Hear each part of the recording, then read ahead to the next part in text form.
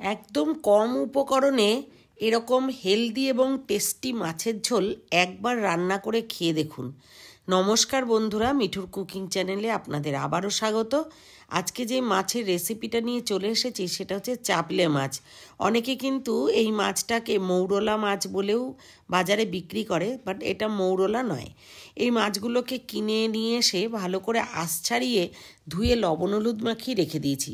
এরপর কিছু সবজি নিয়েছি টমেটো, কাঁচা লঙ্কা, আলু, বেগুন আর পেঁয়াজকলি, আর নিয়েছি হাফ ইঞ্চি মতন আদা গ্রেট করে।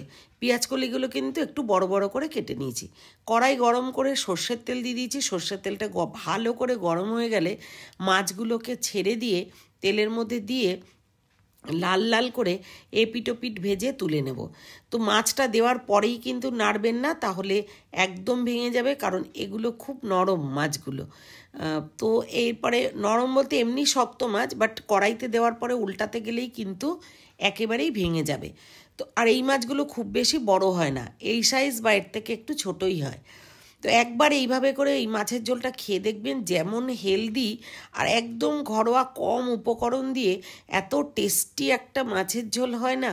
আর এই শীতকালীন কিছু সবজি দিয়ে, যেমন পেঁয়াজকলি, শিম, এর সঙ্গে বড়ি দিলেও খুব ভালো হতো। তো এই ধরনের জিনিসগুলো দিয়ে, ধনেপাতা, এইগুলো দিয়ে রান্না করবেন, দেখবেন দারুণ লাগবে। মানে শুধু এই মাছের ঝোলটা করলেই হবে ভাতে, আর কিচ্ছু করতে হবে না, এত টেস্টি হয়। এবারে বেগুনগুলোকে ওই তেলেই ভেজে তুলে নিয়ে ওই তেলের মধ্যেই আলু দিয়ে, ওর মধ্যে একদম ছোটো চামচের হাফ চামচ কালো জিরে দিয়ে একটু নাড়াচাড়া করে পেঁয়াজগুলো দিয়ে দিলাম। পেঁয়াজকলি দেওয়ার পর কাঁচা লঙ্কা দিয়েছি, যেমন ঝাল খাবেন ঠিক তেমনই দেবেন। আমি 4টে কাঁচা লঙ্কা দিয়েছি। একটা টমেটো দানা ছাড়িয়ে কেটে রেখে দিয়েছিলাম, ওটাও দিয়ে দিলাম। দিয়ে স্বাদ মতো লবণ দিয়ে একটু লবণটা সারা সবজির মধ্যে মিশিয়ে নিয়ে ঢাকা দিয়ে দেবো মিনিট খানেক।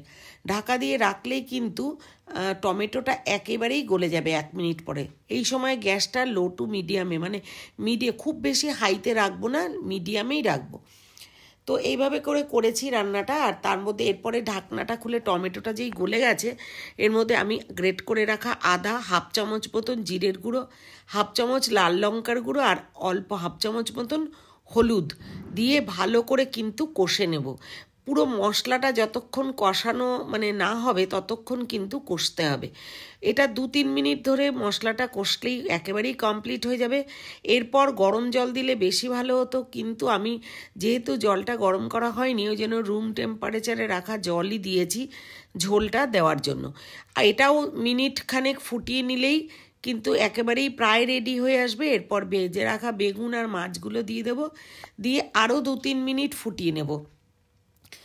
নামানোর আগে ধনেপাতা ভালো করে ধুয়ে কুচি করে রেখেছি না, এই মাছের ঝোলটা নামানোর আগে উপর থেকে কিন্তু 1 মুঠ ধনেপাতা দিয়ে দেবো। যারা আপনারা ধনেপাতা পছন্দ করেন না গন্ধ, তারা দেবেন না, তবে শীতকালে কিন্তু সাফিসিয়েন্ট ধনেপাতা থাকে, আর এই ধনেপাতা কিন্তু প্রত্যেকটা খাবারের টেস্ট এবং স্মেল দারুণ বাড়িয়ে দেয়। তো আমার চ্যানেলটা যারা সাবস্ক্রাইব করেছেন তাদেরকে অনেক ধন্যবাদ, আর যারা এখনও সাবস্ক্রাইব করেননি তারা সাবস্ক্রাইব করে আমার পাশে থাকবেন। যদি ভালো লাগে তবে বেল আইকনটা প্রেস করবেন, যাতে পরবর্তী ভিডিওর নোটিফিকেশানটা আপনাদের কাছে যায়। আর এইভাবে রান্না করে খেয়ে জানাতে ভুলবেন না আপনাদের কেমন লেগেছিল। তো আমার সাথে থাকার জন্য অনেক ধন্যবাদ। এইবারে রান্নাটা একেবারেই কমপ্লিট, একটা সার্ভিং বলে শিফট করে দিলাম। আর গরম ভাতে, ধোয়া ওঠা ভাতে এই মাছের ঝোল, ওফ, দুর্দান্ত। Thank you.